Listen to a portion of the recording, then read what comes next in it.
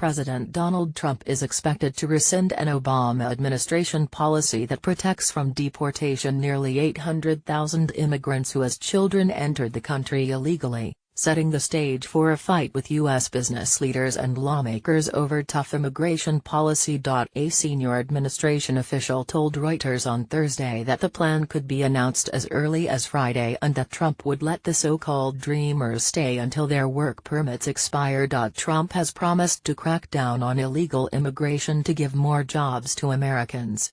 But business leaders say the Dreamers make important economic contributions and that ending the program will hit economic growth and tax revenue. The technology industry quickly mobilized opposition, as it did to Trump's travel ban in January for visitors from Muslim-majority countries.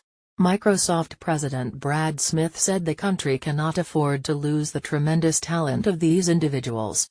On Capitol Hill, Democratic lawmakers and a handful of Republicans urged Trump not to scrap the Deferred Action for Childhood Arrivals (DACA), or Dreamers program. At POTUS must uphold pledge to treat #Dreamers with great heart plus give these young folks certainty to stay in U.S., the only country they know, U.S. Representative Elena Ros-Lehtinen, a Florida Republican who is Cuban American, said on Twitter.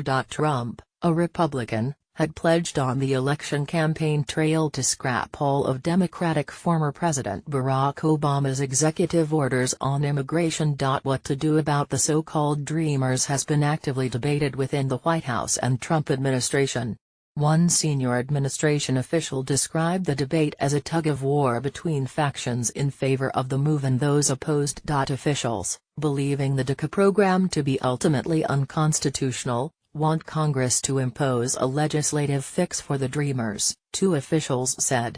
White House spokeswoman Sarah Sanders told reporters that Trump and his senior advisors were still reviewing the DACA program and that the president not made a final decision on how to proceed. Asked whether Trump still stood by a comment in February about treating Dreamers with heart, Sanders said, "Absolutely, the president stands by his statement.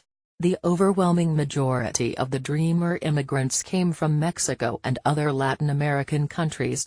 Over 200,000 of them live in California, while 100,000 are in Texas, which is struggling to recover from Hurricane Harvey. New York, Illinois, and Florida also have large numbers of DACA recipients." Microsoft's Smith said in a blog post on Thursday that the company knows of 27 employees who are DACA beneficiaries, including software engineers, finance professionals and sales associates. These employees, along with other Dreamers, should continue to have the opportunity to make meaningful contributions to our country's strength and prosperity, Smith wrote. In addition, a letter being circulated among tech companies by a group founded by Facebook's Mark Zuckerberg expressed concern over the threatened demise of DACA, calling Dreamers vital to the economy. Executives from Microsoft, Lyft, Uber and other prominent firms have signed on to the letter, a source familiar with the situation said. "With them, we grow and create jobs," the letter said. "They are part of why we will continue to have a global competitive advantage." U.S. Representative Mike Coffman, a Colorado Republican who is a centrist, announced on Twitter that he will attempt to force a vote on bipartisan legislation that would protect from deportation immigrants who entered the country illegally as children. #DACA participants grew up here, went to school here, and should be allowed to stay here.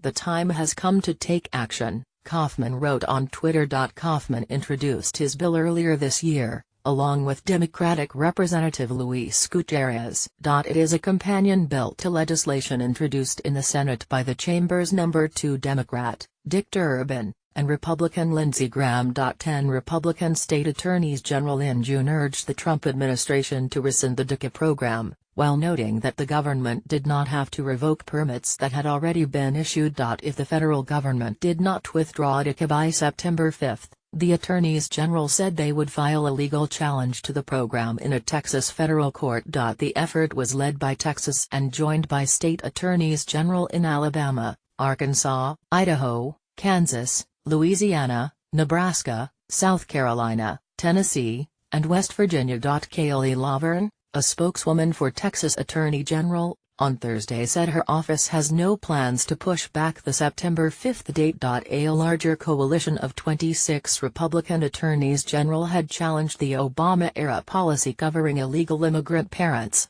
known as DAPA, that had been blocked by the courts before it took effect. The Department of Homeland Security rescinded that P.